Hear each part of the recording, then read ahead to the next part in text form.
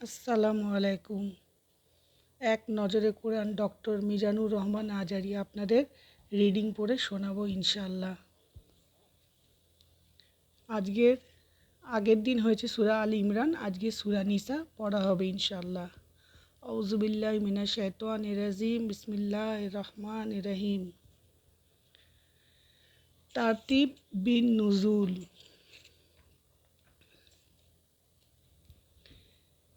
নাজিলের ধারাবাহিকতা তথা কোন সূরার পর নাজিল হয়েছে তা বিবেচনায় এটি ৯২তম সূরা। এর আগে সূরা মুমতাহিনা ও পরে সূরা জিলজাল নাজিল হয়েছে।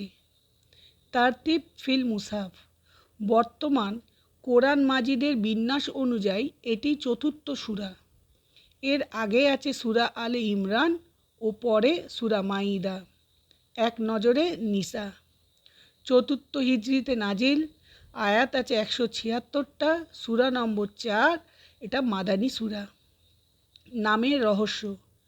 নিসা মানে নারী। এই সূরার অনেকগুলো আয়াতে নারীর অধিকার নিয়ে আলাপ করা হয়েছে, যেমন বিয়ে, মোহরানা, ভরণপোষণ, ওয়ারিসি সম্পদে তাদের ভাগ, এতিম নারীর সাথে আচরণ ইত্যাদি। সেখান থেকেই সূরার নাম হয়েছে নিসা।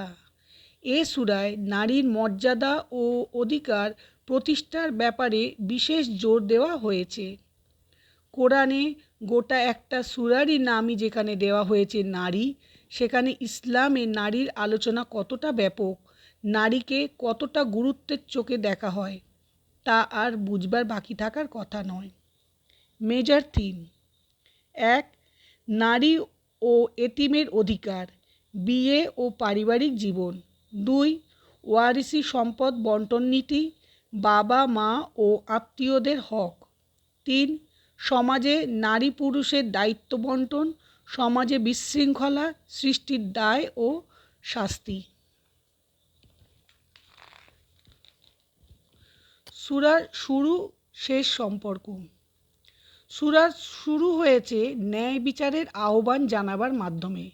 বলা হয়েছে, মানুষ, তোমরা তো একই আত্মা থেকে সৃষ্টি হয়েছ, তাই একে অন্যকে ঠকিও না, দায়িত্ববোধ শেখো। আর সূরার একেবারে শেষে এসে ওয়ারিসি সম্পদের বন্টন নীতি আলোচনা করা হয়েছে। তার মানে সূরার শুরুতে মানুষকে দেওয়া হয়েছে ন্যায্যতা শিক্ষা, আর শেষ অংশে এসেছে সম্পত্তি ভাগাভাগির সময় সেই শিক্ষা বাস্তবায়নের আদেশ। অন্য সূরার সঙ্গে সম্পর্ক। এ সূরার আগে সূরাটি হলো সূরা আল ইমরান, যার শেষ আয়াতে মুমিনদের উদ্দেশ্যে আল্লাহ তাআলা বলেছেন, আল্লাহর অবাধ্যতা থেকে নিজেকে বাঁচিয়ে রাখো যাতে তোমরা সফল হতে পারো। সূরা নিসার প্রথম আয়াতেও শোনা যায় একই সাবধানবাণী, ও মানুষ, তোমাদের রবের অবাধ্যতার পরিণতির ব্যাপারে সাবধান হও। শানে নুজুল। মাদানী যুগের তৃতীয় বছর থেকে পঞ্চম বছরের শুরুর সময়টাতে নাজিল।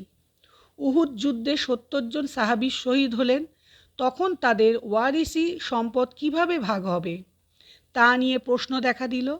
আল্লাহ তখন সূরা নিসাতে উত্তরাধিকার সম্পদের বন্টন নীতি জানিয়ে দিলেন। এদিকে ওই ৭০ জন সাহাবী শহীদ হওয়ায় তাদের সন্তানরা এতিম হয়ে পড়ল। তখন এতিমের সম্পদ রক্ষণাবেক্ষণ হবে কিভাবে, সে বিধান এ সূরাতে আল্লাহ জানিয়ে দিলেন। সালাতুল খৌফ তথা যুদ্ধের সময় নামাজ কিভাবে পড়তে হবে, সেই বিধানটি আসে জাতুর রিকা যুদ্ধের প্রেক্ষাপটে। এই যুদ্ধটি সংঘটিত হয় হিজরতের ৪র্থ বছরে। অন্যদিকে পঞ্চম হিজরির বনুল মুস্তালিক যুদ্ধে পানির অভাব দেখা দিলে তায়াম্মুমের বিধান নাজিল হয়। এই গেল সময়ের প্রেক্ষাপট। এবারে আসা যাক নাজিলের প্রেক্ষাপটে। নবীজির হাতে তখন 3টি গুরুত্বপূর্ণ কাজ। ১. ইসলামী রাষ্ট্র মদিনার ফাইন্যান্সিয়াল ম্যানেজমেন্ট, এছাড়া নাগরিকদের সামাজিক আচরণ ঠিক করা, তাদেরকে নৈতিক প্রশিক্ষণ দেওয়া। ২. মক্কার মুশরিকদের আক্রমণ এবং মদিনার ইহুদি ও মুনাফিকদের ষড়যন্ত্রের মোকাবিলা করা। ৩. ব্যাপক উদ্যমের সঙ্গে দাওয়াতি কাজ চালিয়ে যাওয়া, নতুন যারা মুসলিম হয়েছে তাদের আত্মিক পরিশুদ্ধি করা। এ কারণে সূরা নিসার আলোচনাগুলো মোটা দাগে এই তিনটি বিষয়কে সামনে রেখে এগিয়েছে। সূরা বাকারাতে দেওয়া হয়েছে সামাজিক ও পারিবারিক আইনের রূপরেখা, আর এ সূরায় সেসব আইনের আরও বিস্তারিত ও খুঁটিনাটি বিষয়গুলো নাজিল করা হয়েছে। দেখুন বুখারী 334, 4129, আর মুসলিমে আছে 367 আর 842। সেগমেন্ট: অধিকারের নতুন সংজ্ঞা। জাহিলি যুগে সুযোগ সুবিধার সবটা ছিল পুরুষ ও নেতাগোছের লোকেদের জন্য। আল্লাহ সেটা ভেঙে দিলেন, নারী, শিশু, এতিম এরকম বঞ্চিতদের অধিকারের আলাপে যুক্ত করলেন। ক্ষমতার নতুন বিন্যাস। এতদিন ক্ষমতা মানে ছিল শোষণ। আল্লাহ বললেন, ক্ষমতা মানে শোষণ নয়, বরং আমানত। ক্ষমতাবানদের অবশ্যই ন্যায্যতার ভিত্তিতে রাষ্ট্র পরিচালনা করতে হবে, এমনকি সেটা নিজের স্বার্থের বিরুদ্ধে গেলেও। যুদ্ধবন্দী ও অমুসলিমদের অধিকার। মানুষের প্রতি ভালোবাসা এ সবক জাতিসংঘ নয়, ইসলামই সবার আগে আমাদেরকে শিখিয়েছে। যুদ্ধকালীন পরিস্থিতিতে নারী, শিশু ও বেসামরিক নাগরিকদের প্রতি আচরণ কেমন হবে, যুদ্ধবন্দীদের সাথে আচরণ কেমন হবে, সূরার শেষ ভাগে এসেছে সেসব আলোচনা। ফজিলত: নবী করিম সাল্লাল্লাহু আলাইহি ওয়াসাল্লাম বলেছেন, যে ব্যক্তি কুরআনের প্রথম 7টি সূরা আঁকড়ে ধরে সে জ্ঞানী। আহমদ আল মুসনাদ 24443। হাসান। Cause and effect. সমাজে শান্তি ফেরাবার পয়লা শর্ত আগে পরিবারের শান্তি ফেরানো। পারিবারিক সম্পর্ক তেতো হলেও মুসলিম সমাজ তাসের ঘরের মতোই ভেঙে পড়বে। গতিপথ: আদর্শ সমাজ। একটি আদর্শ সমাজ গড়ে তোলার মূল নীতি। মানুষ হিসেবে মানুষের যে দায়িত্ব তা মনে করিয়ে দেওয়া। তাওহীদের প্রতি দাওয়াত। ইহুদি খ্রিস্টানদেরকে সঠিক দিন ইসলামের দিকে আহ্বান জানানো হয়েছে। সেই সাথে মানব জাতিকে বোঝানো হয়েছে, মানুষ হিসেবে তোমাদের কিছু দায় দায়িত্ব রয়েছে অধিকারও। নেফাক থেকে মুক্ত হওয়া জরুরি। মুনাফিকি ও জিহাদ কখনো একই সাথে চলতে পারে না। মুনাফিক চেনার উপায় বাতলে দেওয়া হয়েছে এখানে। ইহুদি খ্রিস্টানদের কর্মপদ্ধতি ও তার জবাব। ইহুদি খ্রিস্টানদের মন গড়া বিভিন্ন দাবি তুলে ধরে সেগুলোর জবাব দেওয়া হয়েছে। সেই সাথে করা হয়েছে ইতিহাস পর্যালোচনা। সেন্ট্রাল থিম: ঐক্য সংহতির এক সমাজ বিনির্মাণ করা, যার ভিত্তি হবে তাওহীদ। Case study. সহিহ মুসলিমের একটি হাদিসে এসেছে, একবার নবীজি দীর্ঘ সময় ধরে দোয়া করলেন। তারপর সাহাবীদের দিকে ফিরে বললেন, আমি আমার রবের কাছে 3টি জিনিস চেয়েছি, তিনি আমাকে 2টো দিয়েছেন, বাকি একটি দেননি। আমি আমার রবের কাছে দোয়া করেছি আমার উম্মতকে যেন দুর্ভিক্ষ দিয়ে ধ্বংস না করেন। তিনি আমার দোয়া কবুল করেছেন। আমি আমার রবের কাছে দোয়া করেছি আমার উম্মতকে বন্যায় ডুবিয়ে যেন ধ্বংস না করেন। তিনি আমার এ দোয়াটিও কবুল করেছেন। আমি আমার রবের কাছে আরও দোয়া করলাম আমার উম্মত যেন নিজেরা ঝগড়া বিবাদ, মারামারি ও খুনোখুনিতে না জড়ায়। তিনি আমার এ দোয়াটি কবুল করেননি। নবীজির এ দোয়াটি আল্লাহ কবুল না করার কারণ তিনি আমাদের পরীক্ষা করতে চান। এ সূরায় আল্লাহ আমাদেরকে ঐক্যবদ্ধ থাকার আদেশ দিয়েছেন বহুবার। এমনকি উহুদ যুদ্ধে ঐক্যবদ্ধ না থাকার পরিণাম কী হয়েছে হাতে কলমে তা ধরিয়ে দিয়েছেন। তাই এ বিষয়টি নিয়ে আমাদের গভীরভাবে চিন্তা করা উচিত। দেখুন মুসলিম 28090। ওভারভিউ। আয়াত 1 থেকে 6। সকল মানুষের সৃষ্টি একটিমাত্র আত্মা থেকে। এতিমদেরকে ঠকানো যাবে না। মোহরানা দিয়ে একাধিক বিয়ে বৈধ। 7 থেকে 18। সম্পদের উত্তরাধিকারে নারী পুরুষ উভয়ের দাবি আছে, তবে তাদের হিস্সা সমান নয়, এটা আল্লাহর ফয়সালা। 19 থেকে 28 আছে, মোহরানার টাকা নারীর ব্যক্তিগত সম্পদ। যেসব নারীকে বিয়ে করা হারাম তাদের তালিকা, সকল ক্ষেত্রে প্রবৃত্তি দমন জরুরি। 29 থেকে 57 আছে, নারী পুরুষের দায়িত্ব আলাদা। এই দায়িত্ব পালনের মাধ্যমে সৃষ্টি হবে সভ্য সমাজ, কিন্তু ইহুদি খ্রিস্টানরা তা হতে দিতে চায় না। 58 থেকে 70 আছে, শাসক যতক্ষণ আল্লাহ তা রাসূলের বিধান অনুযায়ী শাসন করবে, গণমানুষ ততক্ষণ তাকে মেনে চলতে বাধ্য থাকবে।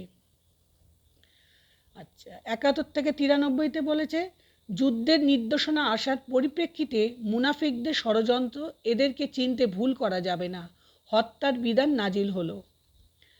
94 থেকে 113, মুজাহিদ ও বসে থাকা ব্যক্তি সমান নয়, সফরে বা জিহাদে নামাজ সংক্ষেপে করার অনুমতি, সর্বত্র ইনসাফ ও সমতা কায়েমের নির্দেশ। 114 থেকে 136, চিন্তা ও আমলের পরিশুদ্ধি, শিরকের ব্যাপারে সতর্কতা, কেননা এই গুনাহের কোনো ক্ষমা নেই, আর বিশুদ্ধ ঈমানের পুরস্কার জান্নাত। 137 থেকে 162 বলা আছে, মুনাফিকদের বৈশিষ্ট্য সমূহ, কুফরের জঘন্য ফলাফল, ইহুদিদের কর্মকাণ্ডের পর্যালোচনা।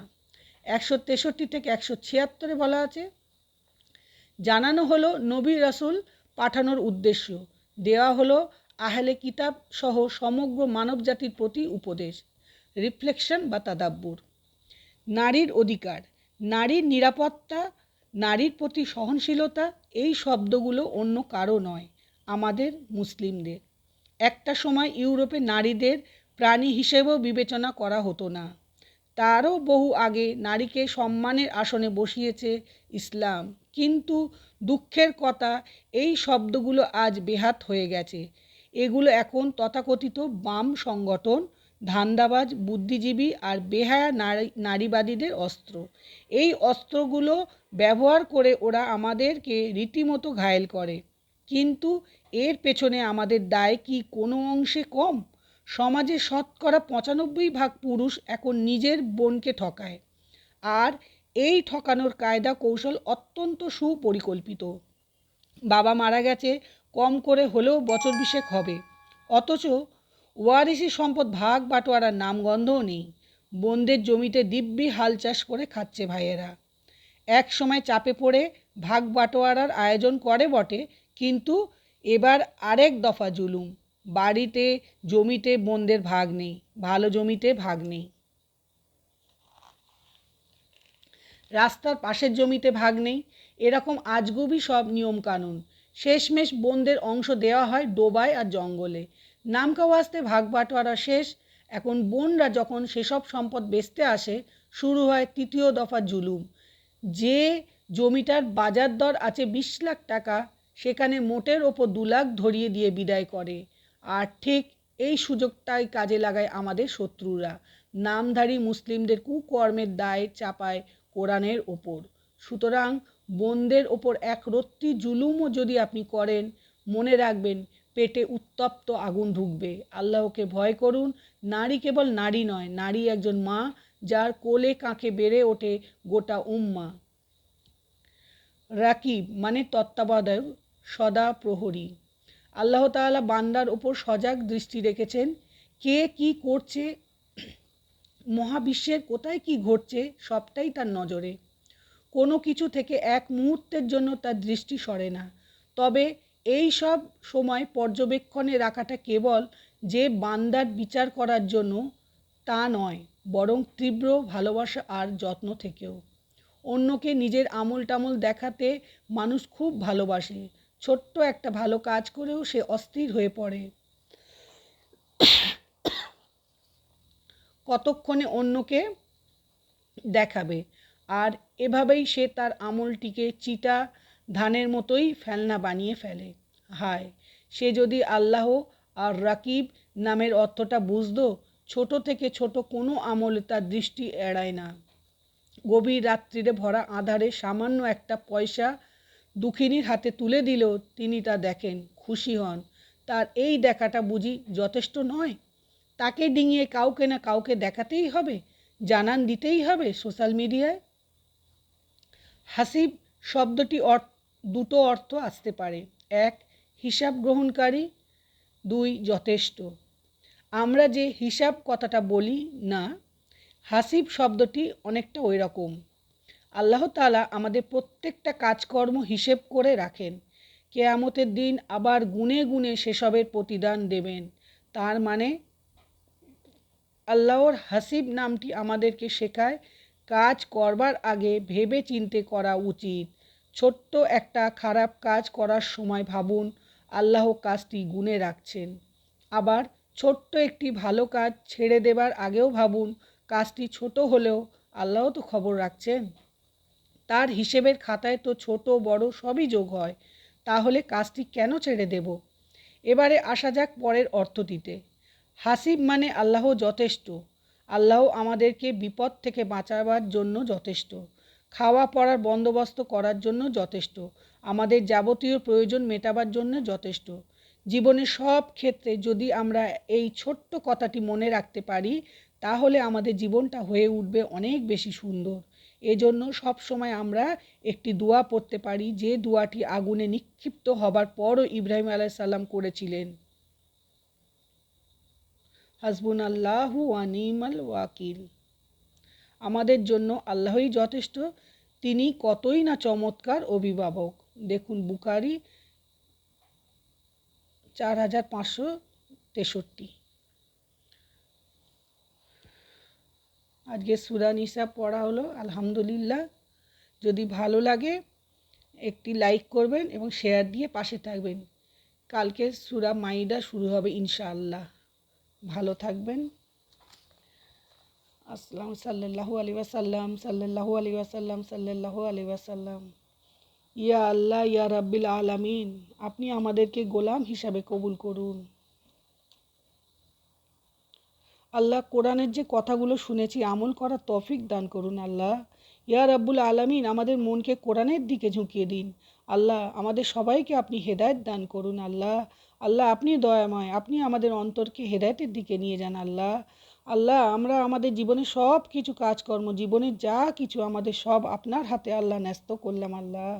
আপনি আমাদের দায়িত্ব গ্রহণ করুন, আমরা যেন নিজের ইচ্ছায় কোনো কিছু না করি আল্লাহ, আপনার ইচ্ছায় যেন আমরা সব কিছু করি আল্লাহ। আপনি কবুল করুন, আমিন। সুবহানাকা রাব্বিকা রাব্বিল ইজ্জাতি আম্মা ইয়াসিফুন, সালামুন আলাল মুরসালিন, আলহামদুলিল্লাহি রাব্বিল আলামিন। বিহাক্কি লা ইলাহা ইল্লাল্লাহু মুহাম্মাদুর রাসূলুল্লাহ সাল্লাল্লাহু আলাইহি ওয়াসাল্লাম। আসসালামু আলাইকুম।